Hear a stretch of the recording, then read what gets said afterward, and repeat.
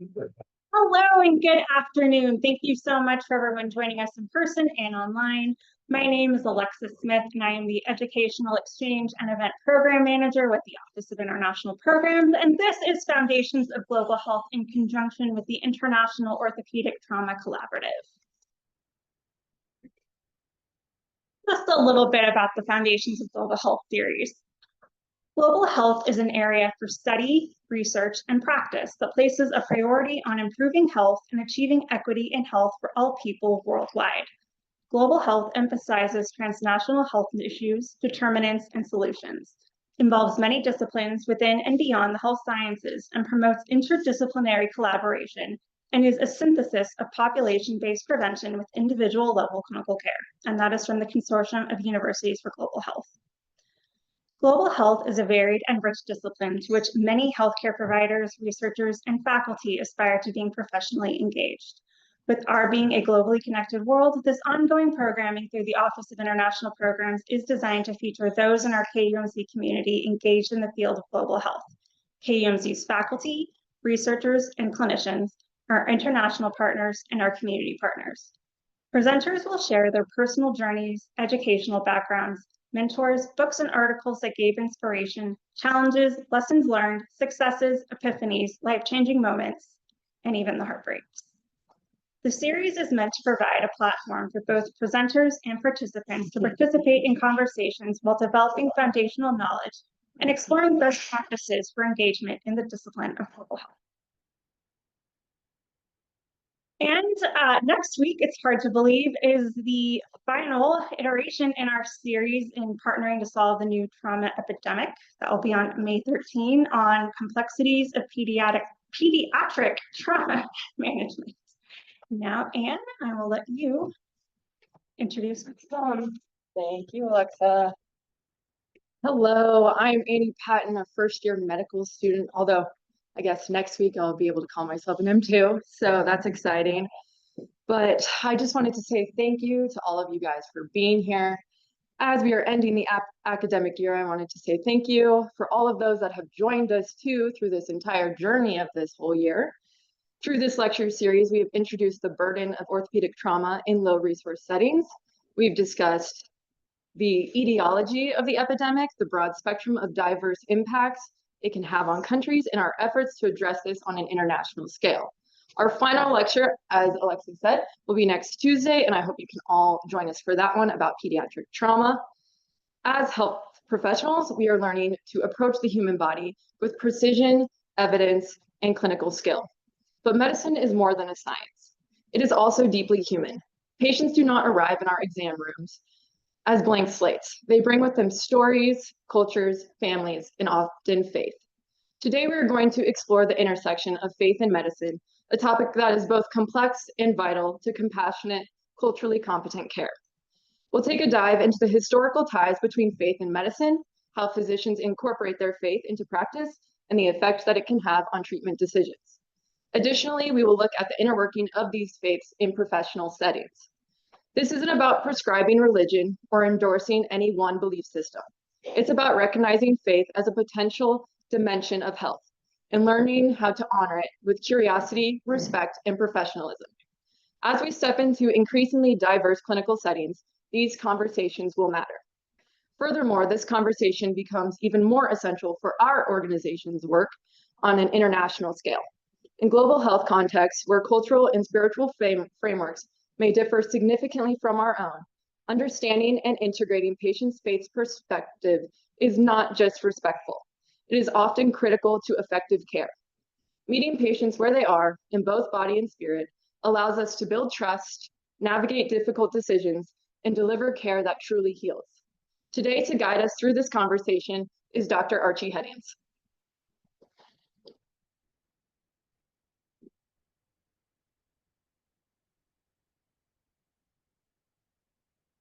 And we're going to bring up Otis Patel, one of our medical students. Annie, that was great.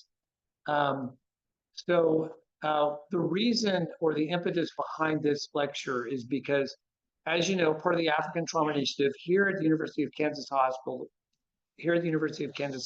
which is about developing self-sustaining orthopedic trauma centers in Africa to alleviate the trauma epidemic, hit some roadblocks. And one of the roadblocks we hit was that in us attempting to work with faith-based organizations, we were asked various questions in terms of what was our medical staffing going to look like in our hospitals.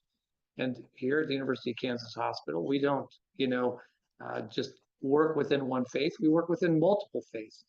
But the thing about delivering global surgery and solving this trauma epidemic is that we cannot do it unless we involve faith-based organizations. At least that's what the recipe looks like. We need their help.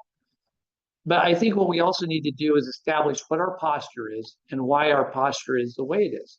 Why do we have a diverse community and a diverse, not just in terms of patient population, but the people that we employ when we deliver healthcare? So we hope to answer that today and the importance of doing that. And to help me do that, I, Archie Eddings, am a Christian. And so I will be kind of representing kind of this from a Christian perspective. I also have invited my pastor here, Ben Beasley, who's a theologian, and he has his master's in theology from Princeton. And then Ojas Patel, who is an MD PhD. He got his PhD in philosophy. And Ojas, who are you representing? I'm representing the faith of India, Vedic Sanatana Dharma, or also known as Hinduism. And then on our panel here, so gracious to take time out of their day. I'll just start from left to right, Dr. Dahul Bhavsar. And he's a plastic surgeon, also representing the Hindu faith. I used to be the director of our burn unit. Then next to him, Dr. Mirza, representing the Muslim faith. He's the chair of our urology department. And then on the end there, we have Dr. Corintager, who used to be the chair of plastic surgery. I could go on and on about Dr. Corintager. He's done so much for the city. I mean, but one thing I will tell you personally for me and Dr. Corintager is Dr. Corintager and I were operating together. I was an intern. He was in the burn unit when the Twin Towers were struck on 9/11. So it's a moment I share with him and I'll never forget. But let's jump into this lecture. And please, the way we want to do this is we want this lecture to be interactive. So Cameron, one of our medical students back there, is going to be leading the panel discussion, but feel free to interrupt with questions anytime. And then for all of our panelists, if at any point there's anything you want to say, feel free to interrupt, and we'll be asking questions throughout this. So, but let's start with this. Ojas, because I'm not a theologian and I have no degree in divinity or spirituality. We got one question. Yes. Faith is Dr. Corintager. So sorry. You give them the. Let's start out. Yeah. I'm actually in a blended household, so I'm Jewish. My wife is Christian and has in just about every denomination of Christianity. So I sort of see it from, and interestingly, both my boys go to Rockers, which is a Jesuit high school. So I can speak a little bit towards that as well. Thank you, Lori, for keeping me on track. Yeah. So let's start with this. What is religion? What is spirituality? Ojas, can you speak to that? Yeah. So one of the big things here is we got to have some common definitions that we use. When we use the word religion, it comes from the Latin root religare. I may not be pronouncing that properly, but I hopefully am. But it means to bind together. And what that means is a religion is what organizes a collective spiritual experiences, meaning spiritual experiences are typically individual, but bringing that group of people together under a system of beliefs, organizing that into some form of practice, that's what we call religion. And normally in the literature, that's how we see it. Spirituality, on the other hand, is a very fundamental part of religion. Comes from the Latin word spiritualitas. I'm sure I messed up that, but that's okay. Which means life breath. This concept of life breath is very fundamental across many cultures. In the Vedic culture, it's called prana, but there are very different versions of this, and that seems to be the origin of where spirituality came from. There's features of spirituality, and we find that these are, again, like I said, a fundamental aspect of religion. The features of spirituality is a quest for meaning and purpose, transcendence, connectedness, and certain values like love, compassion, justice that come along with these value sets.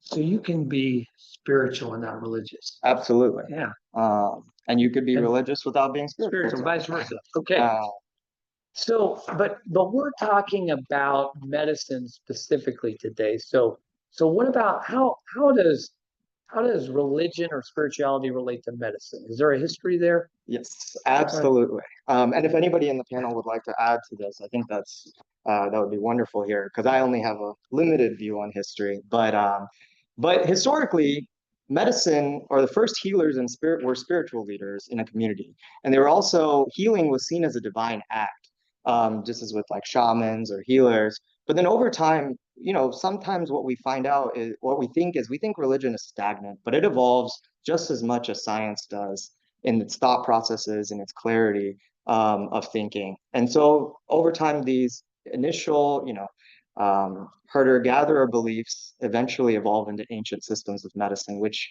some people practice today, like Ayurveda, ancient Chinese medicine, ancient Greek medicine or Arabic medicine. They're kind of fundamentals for our thought process of allopathic medicine today, even. And these all grew up in a certain religious, like spiritual or religious belief system.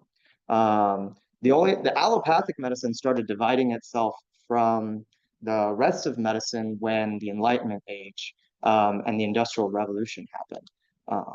But religion has had a profound impact on the institutions that we have. Many of the first hospitals or healing centers were centered around religious places, whether that was a monastery, whether that was a church sponsoring a hospital or an apothecary. They come from, it's been intertwined in various ways, likely because of our common humanistic perspective. But the divide really happened when we started having the Enlightenment era thinking, and after the Dark Ages, since Europe dominated, the world for ages, that and there were some power structures that were part of that. One of the rebel voices was science against those power structures, and so that really caused a divide that we see between religion and science. And it really wasn't until the 20th century that people started saying, oh, maybe we should separate medicine from religious practices. And now in the last 15 years, there's been a little bit of a resurgence of what's the relationship supposed to be? And where should it impact? Where shouldn't it impact in, clinical care? To your knowledge, is there any major religious system that has some belief that says to seek medical care is a lack of faith? I'm just curious. And I'll open that up to the panel as well. I mean, I'm sure there are some versions out there, but to seek healing care, I don't think so. Maybe the manner that we practice medicine right now, there might be some faiths that do not align with that, but I don't think anybody outright says that. I might be wrong. So, I think thinking to the burden, and we will at times see patients who are from some very fundamentalist religious orders, and they will come. They'll be sent in to seek help, but will be very specific about what they're willing or not willing to do. And one thing that I remember in particular, I'm sure Double will remember this. There's a group that wanted us to use burdock roots in management of burn injury. I've encountered that as well. Yes. Yeah. So I think it's a really, it's a very interesting thing. And the other thing I sort of add to it, from what you've been saying, is that, the groups that we generally forget about and we don't speak about are in Canada, we would call them the First Nations. Here are Native Americans. Looking into the, South America, those are histories going back upwards of 10,000 years. And they had their own and have their own systems with healing medicine. And I've always sort of thought, if something's stuck around for that long, there's probably something to it that maybe we just don't understand. Completely agree. Yeah. Ben, do you know, in Christianity, is there some teaching there? Is there something I'm missing? I mean, to my knowledge, there's not, but in terms of seeking medical care, it's seen as a lack of faith. Yeah, well, hi everyone. Just privileged to be invited into this space, so thank you. And I just want to assume the posture of a learner, a listener in this conversation. So I'm just, yeah, delighted to be here. Yeah, I come from the Christian faith. I'm a practitioner. I'm not, Archie's generous in calling me a theologian. I'm a practitioner. I'm a pastor. I'm not a professional theologian, though I have some academic training in theology. And maybe some of you relate to that as practitioners yourselves. I would say there are some fundamentalist traditions within our Christian faith that would refuse medical care on a basis of a lack of faith. And that would be a lack of trust in the original language of our sacred scripture, the Bible. Trust is a Greek word, pistis. It's like a personal trust in God. And so that would be, in a sense, sacrificing or foregoing personal trust in God to heal you, to take on some other type of healing care. So that is an interpretation that some fundamentalist traditions of the Christian faith would have. Yeah. Dr. Mirza, anything from the Muslim faith? Just going to piggyback on what Ben said already.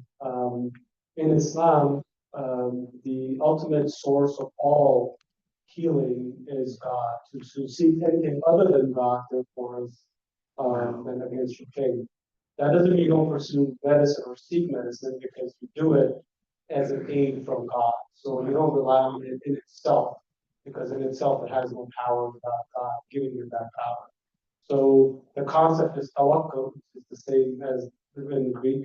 As you go into the Arabic and the Arabic, it becomes the root word is wakil, which is a representative. So tawakkul means that you hold God as your representative for all your affairs, and that includes your illness and your health. So as you seek medicine, you seek it as a source of help from God, not something on its own. And same thing with science. I mean, that's a good history lesson.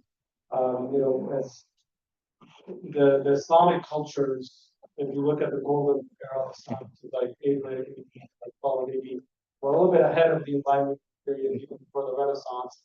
But you look at hospitals, we call them Ibn Sina as like a source, like inpatient hospitalist.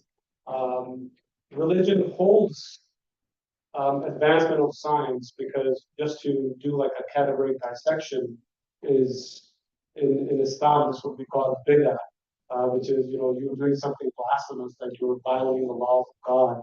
So even for the organized religion, which was then governance, right, to allow for things like that to happen, would take some progressive approach. And it wasn't a popular approach when it first starts. But as kings sort of sign on to this idea of progression in science, they start seeing that there is some meaning in that. And again, if you do it with the idea that this is from God, you're in the good. If you're doing it for something that's against God, contained out of God, then you're in the bad. I've already learned from this lecture. Absolutely. That is so good. Yeah. And it's such a good point. It's like as our understanding changes, our institutions need to change as well.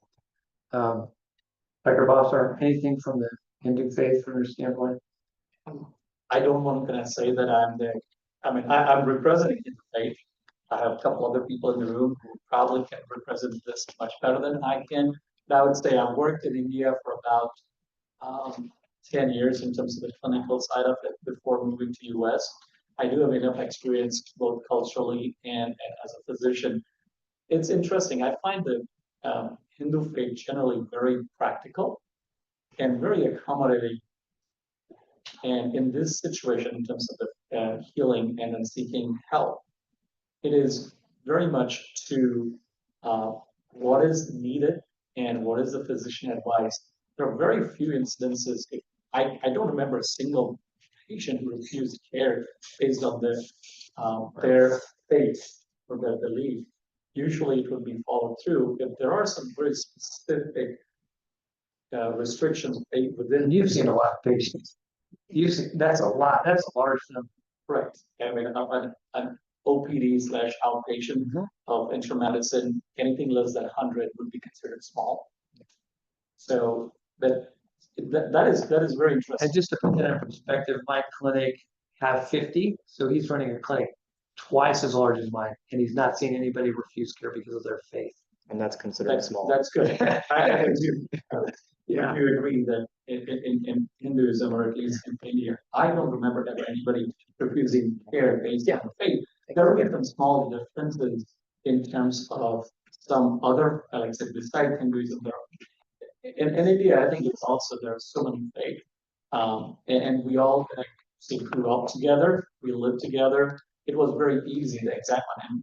And again, if it's open, I would continue to talk about a couple things. One, like growing up, I always had friends and neighbors who were Hindu and Muslim and Christian. And it was easy that as an elementary school, like grade 3, we were given say study of all religions, and then again at a higher level one more time. So it was done in a way that we would understand the different faiths, not like we would be like become some specialist in, but we would have an idea and also respect it. Plus, we had always neighbors, so it was easy to. It was kind of integrated. So when I became physician, I didn't even think that Your I had to education respect. system embraces religion. It sounds like your education So I system. always, Yeah. yeah. So, and it doesn't mean that India doesn't have some fundamentals kind of on every side, but at the same time, generally it was easy that patients knew that I would understand them, and I always knew the patient would understand me. So that was the easy part. Did I say mostly right? Yes. The important thing is about the Hinduism is that we always strive for a life to be 100-year-old. We want to live 100-year-old, and for that 100-year mark, you have to have the lifestyle plus the seeking health is important. So the physicians were considered a sort of God. You go to them, get the healing, and because the body, through this body, through my actions, through my thoughts, I will reach God. So that was considered as a temple. My body is a temple. So to heal the temple is a part of spirituality. So there was no restrictions for it. And so that as the practice of surgery, practice of medicine was considered Ayurveda. That means it is one of the scriptures. It's a part of a scripture that you practice for the life science or the body science. Wow. Yeah, just to piggy off of that, that is also Dr. Kirit Patel, my father, that's speaking. So just to, but just piggy off of that, there's a saying in Vedic culture that's Sharira Madhyam Kalu Dharma Sadhanam. Only through a healthy body can you do divine work. And so keeping the body healthy was really important. But moving on to the next topic, we've talked about the history, but what does the religious faith, what role does it play in today's healthcare system? It's profound, right? Yeah. I mean, it's huge. I don't think, and we're going to go through these numbers because it has a huge influence, not just on medicine, but it has an influence on our culture in general, right? It helps us understand our world. What is our understanding of our world? Why are we here? What is our purpose? Where does that come from? That largely comes from religion. And then that affects our social structure, our political structure. It gives, us meaning. And then if you think about that, these institutions, they hold a tremendous amount of political and economic power. I was in Italy, and when I was there, I went to St. Peter's Cathedral. And if you look at this right here, this is supposedly where St. Peter he's buried underneath here. But I was just looking at what it took to build this, and the number supposedly, I think, on what it would take to build this, if it were done today, was $66 billion. So, I mean, that is a lot of economic power. So religion strongly influences our culture, and we would be naive to think it doesn't influence medicine. So how So religious religious are are physicians? physicians. Yeah, how are they? That's a How good religious question. are we? How much does it actually influence us? Because here's the thing, though, the physicians are very educated. So if they're very educated, isn't the conventional wisdom, you're not that religious? It conventionally is. Generally, as you get higher education, you start challenging those beliefs. Right, you don't, you lose your religion, like, right? Yeah, and most I mean, in philosophy, I would say it's pretty much very low the amount of philosophers that would consider themselves overtly religious. Or they might be bench scientists, like Yeah. somebody who's like wants to know why does the Drosophila melanogaster take a right instead of a left when it encounters an obstacle? That type of highly educated person, for whatever reason, maybe they're not as religious, but physicians are highly educated. and still. How religious are they? You tell me, Doctor. Well, we're going to talk about that. Yeah, we have some numbers. We have some numbers. Go for it, Dr. Cornteaser. Yeah.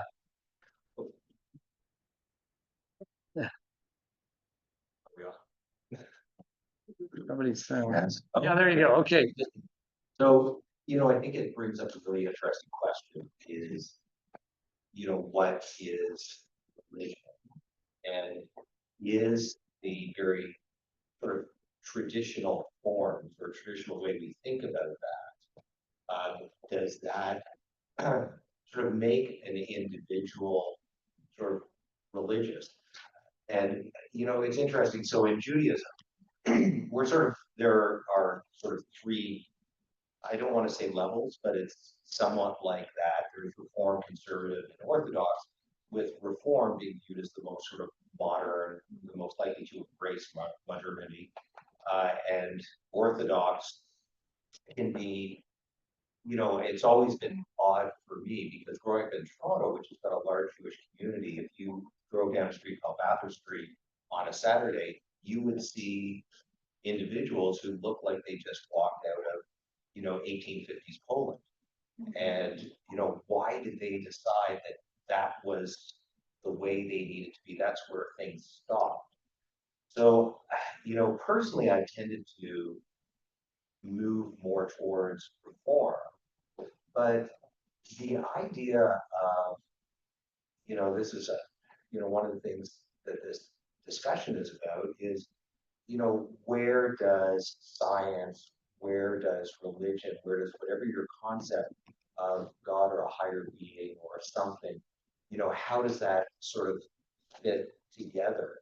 And I'm just going to throw something out there that might be a little controversial, but I think it is the ultimate in arrogance for any human to think that what we've sort of created, what the way we think about religion, the way we think about a higher being, is actually the way that higher being would want us to think about it. There's so many different ways of looking at it.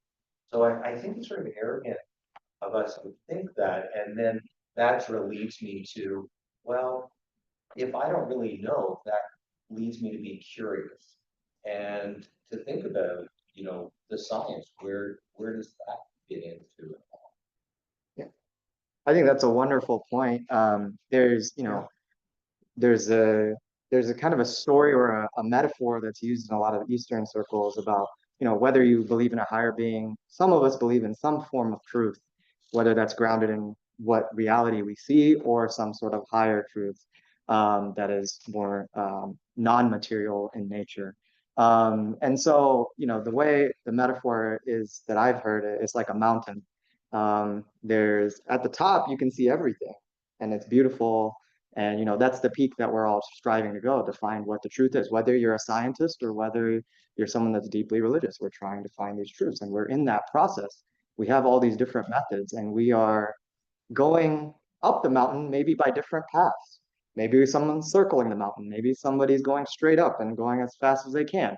But there's all different ways that we're trying to get to the top. Now there might be some people that would be exemplars of people that are at the top, whether that's Albert Einstein for you, or whether that's Jesus Christ, or Muhammad, or whoever it may be. But there's a top that we're trying to achieve, and that's the metaphor that I kind of look at, and I think it resonates with what you were saying. That yeah, we don't really know what that top looks like until you get there. But these are all valid methods to attempt to try to find that truth. And just to make the point of what we were bantering about, uh, it's that in America, physicians, even though they're highly educated, are about as religious as the population at large, which is interesting. So physicians kind of reflect what the religiosity is in the culture, which is different for somebody who's highly educated. It's just a little bit different. The other thing that I just want to bring out is within healthcare, uh, it's a more diverse religious workforce. So you have overrepresentation of some minority religions in medicine. And if you look at this, you can see Protestants make up about 38% of physicians, but in the US population, they're about 55%. But the Jewish faith, they make up about 14% of physicians, but they only represent about 1.9% of the US population. And then if you go down, you can see for Muslims, it's about 2.7% in the healthcare workforce, but 0.5% in the American population. Hindus, 5.3% in the healthcare workforce, but 0.2% in the population at large. So it's an interesting point. How does this compare as you go, outside of America? Yeah. So this is some data from the paper published in 2019, a literature review just going through this same topic, how religious are healthcare professionals. And when we say religiosity, that means how important is religion to that person? That's a specific word for that, where we're trying to find out how relevant is their religion, not just that they identify. Right. It's saying like, I try and live out my religion with all the decisions I make. Exactly. Yeah. Right. And how much I adhere to my religion. We may be Hindu in name and not practice any of those practices, but how much do I try to live it out? Now, this percent of professionals considering themselves religious and spiritual, they're pretty much always above 90%, except for in Europe. And that could be historical factors that contribute to that. But it just shows that around the world, people are very religious. Indonesia is a Muslim country, and 100% of their physicians consider themselves to be religious or spiritual. So there's a mic right there, Kelly. Hi, my name's Cameron King, a third student with the undergraduates and I'm just space guy. And I actually had a question specifically relating to that previous topic about how do you all kind of navigate the realm of incorporating your faith or living out your faith and maintaining your, so to speak, professional neutrality in the workplace.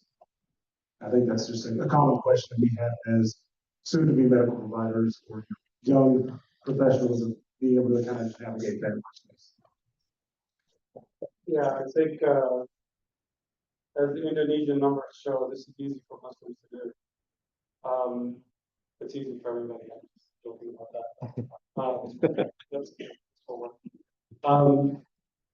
I think it takes a little bit of perspective about what you believe in your higher level of belief. So for Muslims, it's one God.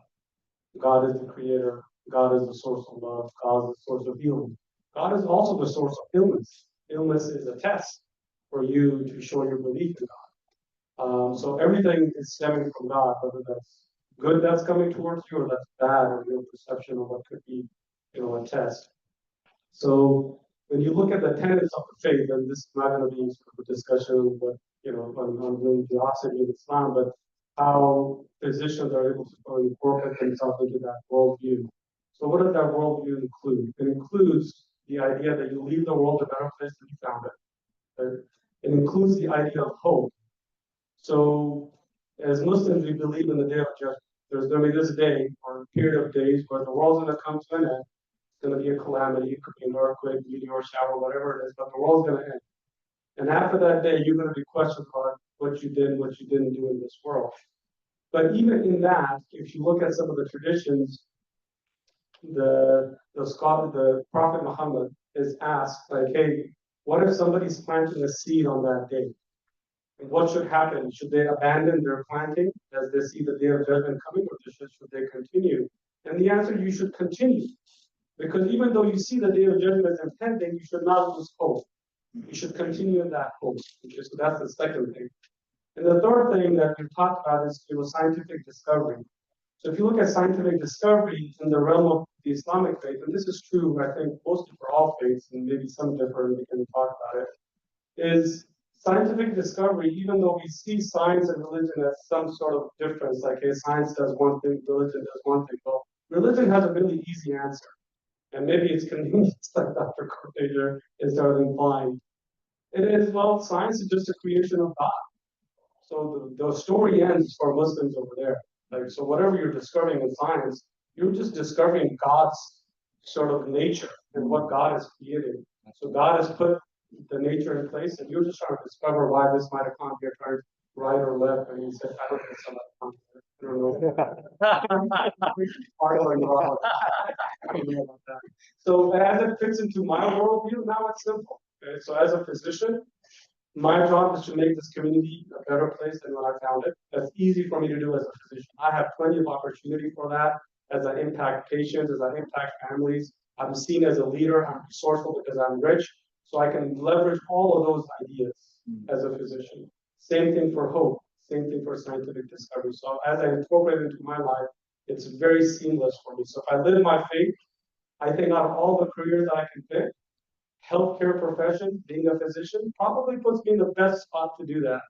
That being said, I was an engineer before I became a physician. So if I look at myself and I say, well, when did I realize that this was the truth? I was probably a fourth year resident until I figured out, hey, my faith and my work and career actually aligned really well. And it actually made me more religious, and that I would give myself a higher level of religiosity at that point, because I saw that I was able to live my career and my faith in a way that they aligned so well. So, Wow, thank you.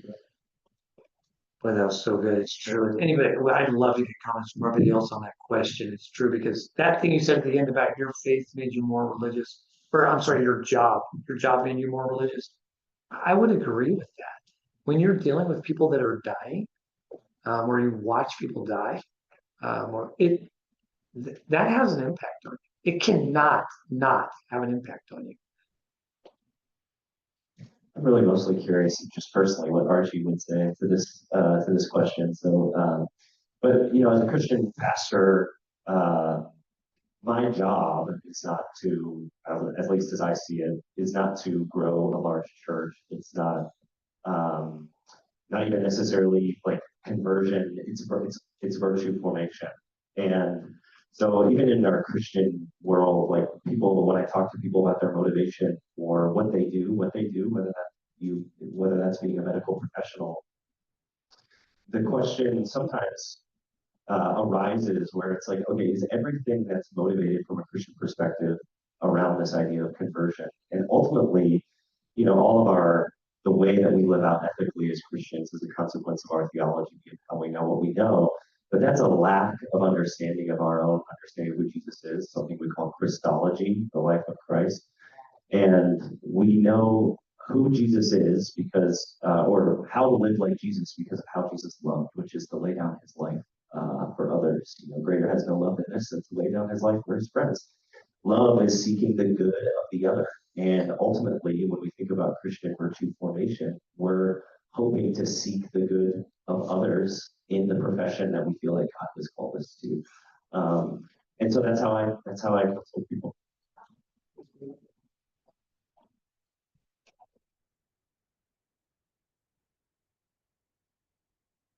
In the basic tenet, like in Hinduism, it's tough to say that there's one tenet, but I think the one very central is the theory of karma. Like you do good things, and good things will happen to you.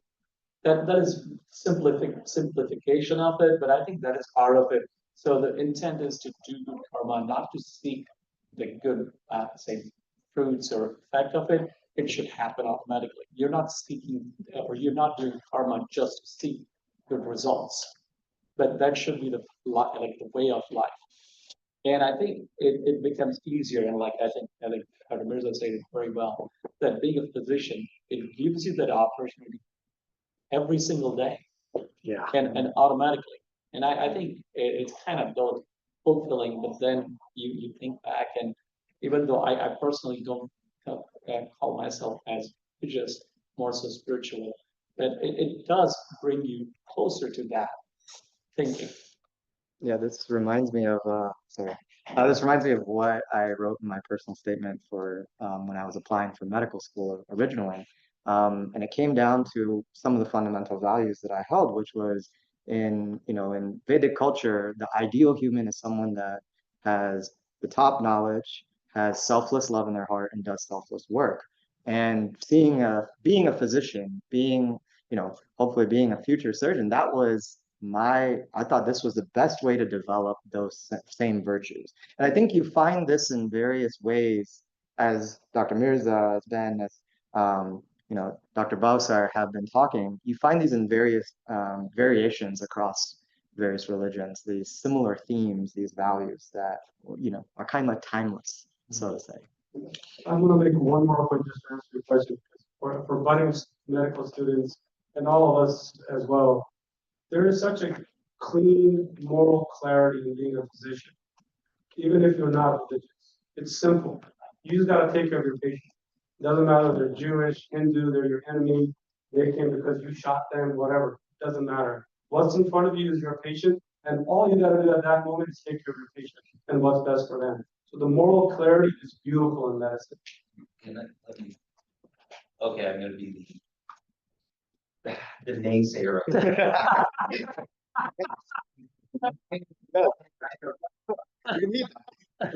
No, I agree that it should be very simple. You do what's right for your patient. The problem is that where it gets challenging is when people weaponize religion, weaponize the words of religious texts to indicate that they have the right answer, the only right answer. We see that, currently what's going on in the world. We see that with, people, we're in the midst of the measles epidemic. You see people die from measles for the first time in 15 years because people have sort of weaponized some concepts that they attribute to their religions. So I agree 100% that it should be very simple. I think the problem is that human nature is complex and corrupt. You're right. There's no doubt about that. I mean, if you look at measles as one example in the United States, Bella was talking about giving care in India. You look at the subcontinent in general as a whole, like all the way from Afghanistan to Bangladesh, and you talk about initiatives around polio vaccination. You know what the biggest barrier was? It wasn't cost. It wasn't people wanting to do the work. It was religious leaders speaking against vaccination, not just Muslims leaders, Hindu leaders, Christian leaders, in the churches and the mosques who were saying, your kids shouldn't be doing this, this is against God. That was the biggest barrier to disseminate polio vaccination. And to this day, the subcontinent has polio rates because of that reason. And there are so many great initiatives to accomplish those things. But yeah, I mean, religion can serve as a barrier. When you place religious leaders in a position where they can impact those decisions, it's very, very problematic. Yeah, and just kind of to finish out this slide about, do physicians leave their faith aside when making clinical decisions? And to answer Ben's question, I will just mirror what Dr. Mirza said is that working in healthcare, at least as a Christian, it really allows you to live out your faith. It allows you to respect everybody. I can't think of a greater gift or greater act of love. Medicine is an act of love. You cannot practice medicine and be neutral about it. When you're there trying to save somebody's life or prevent disability, and you're taking time away from your family or whatever it is to pour into that person and to get them across the finish line, that's an act of love. And to me, that is it's a great way to live out your faith. And the answer is Yeah, go for it. I think our faith, our faith also helps us to motivate our side. But we have to also recognize the patient's faith and their belief system and encourage them within their system how they can heal themselves well or to cooperate with us. So we have to be sensitive to their, or at least to have their knowledge of their system, their lifestyle, their restrictions, certain things like diet, or even time of a year, whether they are on a Lent, whether they are on the uh, Ramzan, or whether they are on certain time of the year they practice certain rituals or something, so that we have to kind of modify our health practice in a way that also encourage them to practice their own faith too, rather than countering or the pure medical knowledge forced upon them. Yeah. So that there will be a conflict. So we have to be a little sensitive in that manner and knowledge about the person's lifestyle in that cultural or the religious. And you are setting me up for the next slide. Mhm. Thank you so much. But we have a question right over here, or a comment. Nope.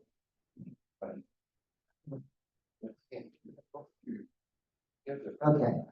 Hello, everybody. I'm Barbara MacArthur. I'm on the faculty and staff medical center and have been in the health system for a number of years. I'm delighted to be here today. I have trusted colleagues and those that have cared for me and mine in the room. I'm Jewish and I'm a nurse. And so I would just like to give a few comments from both of those standpoints. Virtually the history that you described, nursing started in religious settings. Okay, they were done in all religious settings, and it was a premise of those that became nurses to be caring under the religious and primarily Catholic and Christianity settings. So there have always been Jewish nurses, but not many, and historically limited because it was not really something that young Jewish women would want to go and be hands-on caring and so forth. Now that doesn't mean that historically there weren't really wonderful and important opportunities for nurses to care for spiritual and religious Jewish patients that needed to have midwifery was one. Jewish mothers wanted women midwives to deliver their babies. I particularly appreciate the sense of the fact that nursing's premises have always been on caring, meeting the needs of patients, working not only as caregivers, but as scientists, and working in multidisciplinary settings. None of you have ever taken care of a patient without a nurse somewhere in the mix. Another premise of nursing is that we really focus on many of the cultural, anthropologic, spiritual preferences of patients and their families, how much families are going to be involved, whether it's the Sabbath for this patient, whether it's a fasting, religious holiday. The other thing is that for many years, schools of nursing had quotas for the number of Jewish women that, and primarily women that entered nursing, until Mount Sinai, Bellevue admitted a small number of Jewish women to their nursing schools to care for the immigrants and the community health needs of where they were physically located. All that makes sense in New York. Here, there are very few Jewish nurses, and there are very few Jewish patients. So earlier you said, are we doing anything practically in our practices right now? So now that I've given you this little glimpse, and I was the only Jewish family in the town I grew up in, and my grandparents were immigrants from the Ukraine. but somehow we managed to carry forth our religion through our family. So one of the things that I'd like to add to this is that when we talk about these principles, it's very much part of nursing. And the other thing is that there are very few of us that are actually practicing, but we will practice. We will ask the questions about patients and families and their spiritual, and we'll share that with you as practicing physicians or surgeons or theologians. And lastly, there's a Jewish chaplaincy in Kansas City, so that the chaplains that we have in the hospital 24/7, if there's a Jewish patient, please note that they're Jewish. The nurses may tell you that, and there's a Jewish chaplain available 24/7 in Kansas City for all of our hospitals, all of our senior citizen centers, and certainly the University of Kansas Health System. So that's the end of my part. Thank you so much for including this on your programming, and I'm so happy to be here. That is great, and it's so good that you mentioned that because nursing is such a huge part of delivering healthcare, and it doesn't happen without nurses. Period. So let's just talk about. We talked about faith affecting physicians' decisions, but what about faith affecting patients? And this is just a survey that was done in America, and it just asked, would you want the doctor to make the decision for you, or do you want, to be given options and you decide? And if you look in America, that top part, I prefer that my doctor offers me choices and asks my opinion. That's a majority of people. And a small amount, 34%, would just rather the doctor make the decisions for them. And that's a group that tends to be older in this study. But the other interesting thing was that was a group of people that frequently attended religious services, which is interesting. It's kind of there are some people that have religious preferences that really want to direct their care. But in this study, what they found out was the people that tended to attend religious services were more likely to allow the decisions to be made by the physician or prefer they be involved. Does religious faith affect patient treatment decisions, or does it create conflict? So conflict introduced by religion usually occurs in three types of settings: those in which the religious doctrines directly conflict with the medical recommendations, and that was kind of something that Dr. Korntager was alluding to with respect to some people that wanted traditional healers to manage some of their burns or plastic surgical problems. Those that involve an area in which there's extensive controversy within the broader society at large. And a good example of that would be terminating a pregnancy, saying somebody who needs chemotherapy, maybe you've got a woman who has cancer and she needs chemotherapy, but it could result in the child dying. And it's a hot button issue in our society. So you can imagine that's not just an easy, hey, I'm going to walk in and tell your treatment decision for your options and walk out. That's going to be an involved conversation. And then settings of relative medical uncertainty in which patients choose faith over medicine. And this happens, anybody who treats patients, you're going to have this at some point. I put this picture up here because this is a part of my own personal study. I think my own personal story. I think a lot of you know I was in a motor vehicle accident. That's what got me into medicine. I was paralyzed for a while. And when I was paralyzed, what medicine told me was, we don't know if you're going to if you're going to be paralyzed for the rest of your life or not. And so there was this uncertainty. And what did I do? Well, I did name it under the sun, be it nutrition or faith. I sought out faith healers for a while. And that is an interesting road to walk down. Let me tell you, we're not going to go down that. But when you are in that situation of the relative medical uncertainty in which patients choose faith over medicine, you're talking about a desperate, vulnerable individual, a desperate, vulnerable individual, be it they could die or they face disability for the rest of their life. And I don't think we can judge these people. Everybody wants to be whole. Everybody wants to be well. But these are the things where religious faith can kind of affect patient treatment decisions. Did you have anything to Oh, say yeah, about that? and just Yeah. to add to that, this is not just in America, obviously, this is on an international stage. We see this play out with indigenous medicine systems, bone setters, whoever is the cultural leaders in those areas where people trust, especially like in a place like Ethiopia. And when it comes to our organization, many people turn to the bone setters first because of their cultural influence and whatnot. And so this is something that plays between all kinds of people across the international stage. Um, but one of the interesting things is, when it comes to patients, most studies say that, they want their team to know about their religious preferences. They want their team to take those factors in.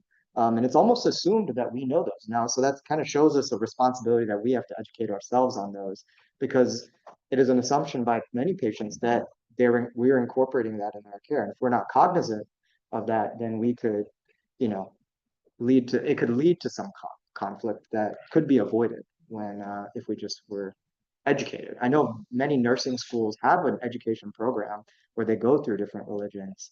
I'm not sure if that's made it to medical school yet, but it might be something that's important to add. So we're gonna have to shut this down because we've spent about our hour. We had a lot more to present, but we can do that at another time.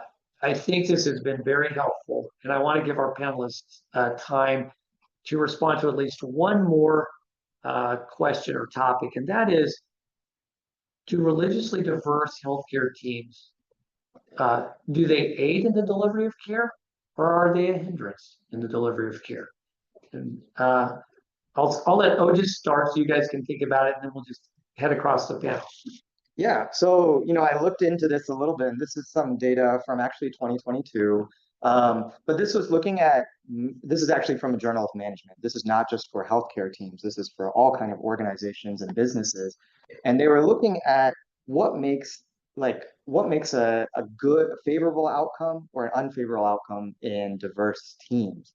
And one of the biggest things that came up was the favorable outcomes were when teams were comprised of individuals where there was an environment of acceptance and curiosity to their religious beliefs, where there was a equality on all levels of points of view being expressed, also known as multiculturalism. Not just diversity, but actually on all levels of the hierarchy, you see that inputs from multiculturalist, multi-religious viewpoints are accepted and taken into account when decisions are made. And then it was really important to have a way to manage conflict of opinions. If those three things were there, you saw more of the favorable outcomes, as you can see on this chart.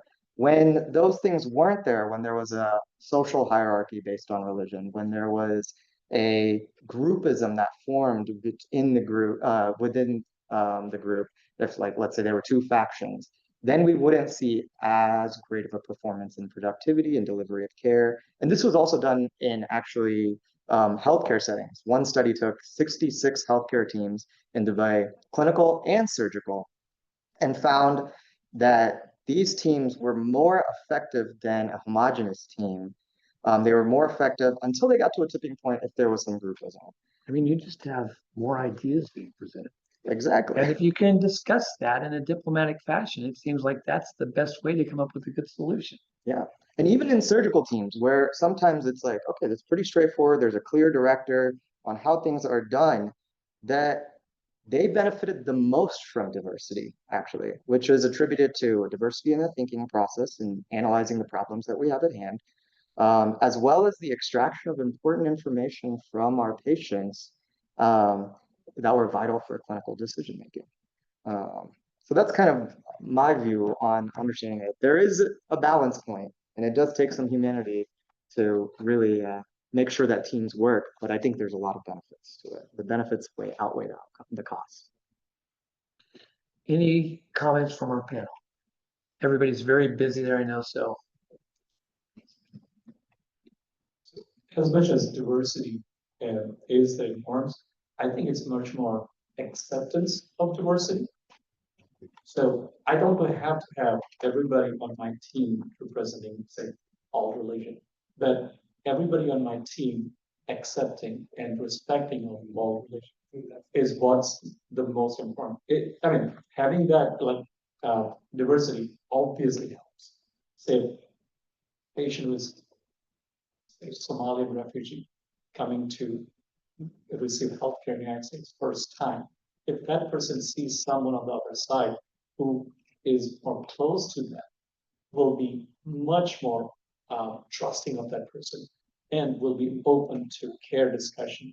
And but at the same time, at least if that person sees that I am respecting of their culture and differences, I think is much more important. I agree, 100%. Yeah, I'd just like to add, I think acceptance is just one level. There has to be a respect level. I can accept many people, I can hate them on the other side, and not care what they have to think about things. But respect is the next level, because you actually give their ideas an equal amount of thought as you do your own ideas. And then you question your ideas, and you develop something new. There's one more point I want to make about diversity. Dr. Porter sort of touched upon this a little bit in the beginning, which is, I mean, we've got, the world's religions here, the Abrahamic faith, Hinduism, so you got 90% of the world covered.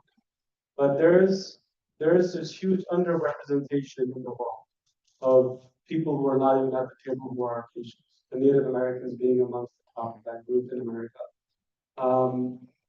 I did my residency in New Mexico, and the whole city of Albuquerque is surrounded by reservations of all signs. And if you think one reservation believes the same thing as another tribe, you got it all wrong, because their practices are very different. And even at the individual level, as Barbara was mentioning, every patient is different, almost they're practicing their religion or what their worldviews are. So I think having diversity should mean for all of us that we are representative of the populations that we serve.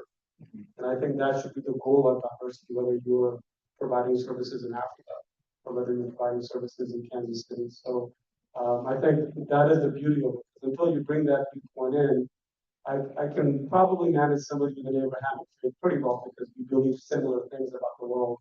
But try to talk to a person who's Zuni or Navajo, or Creek, like you've got a whole different balance to sort of figure out in your mind as you counsel these patients about something as simple in our mind as you've got cancer, I gotta take it out. It's not that easy.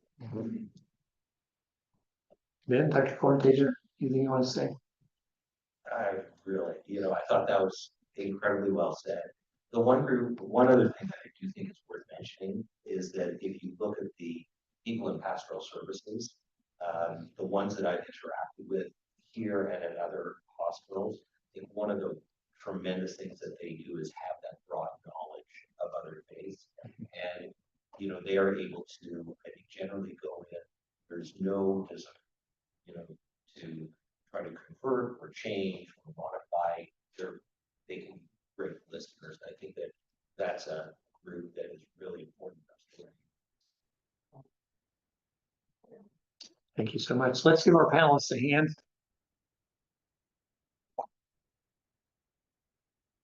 Thank you all very much. We look forward to seeing everybody after our next lecture on pediatrics. Can we get a picture before you guys head out? Do you mind coming up? You have a picture? Barbara, thank you so much for coming. How are you? Just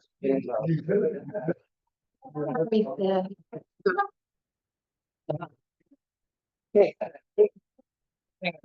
Before somebody comes.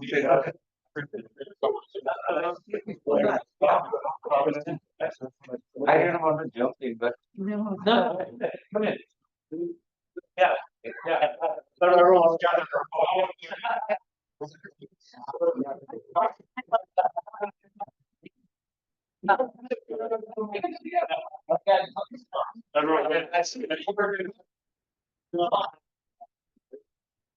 A lot of people. 1, 2, 3. Let's take one more further out. It seems you were disappointed with a lot.